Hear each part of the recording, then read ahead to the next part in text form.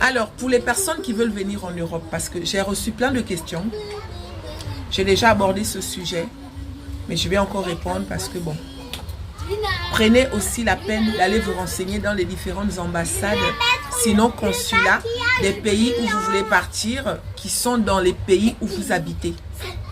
C'est important. Chacun de nous a son histoire, chacun de nous a son expérience. Ne prenez pas souvent ce qui sort de la bouche des gens parce que votre histoire n'est pas l'histoire des autres. D'accord?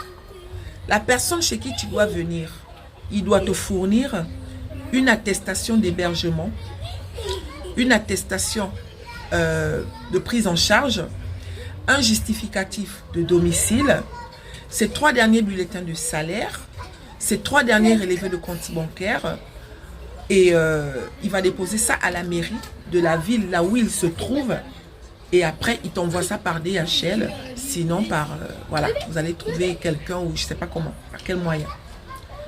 Toi de ton côté, tu dois faire une assurance maladie, une assurance accident ou je sais pas quoi là.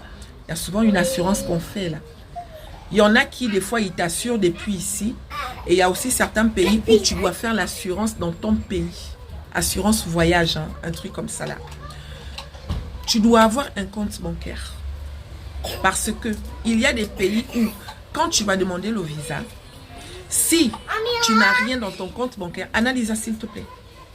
Si tu n'as rien dans ton compte bancaire, pour eux c'est suffisant de savoir que là où tu pars là, tu ne vas pas revenir. C'est pour ça, mes chéris, que je vous demande de trouver du boulot. Ma soeur, mon frère, tu ne peux pas rester à la maison du premier au premier, vouloir venir en Europe. Eux là, ils vont tout de suite savoir que là où tu pars là, tu ne vas pas revenir. Quand je vous demande de chercher du boulot, c'est parce que avec un boulot, quand tu vas demander ton visa, c'est facile en fait.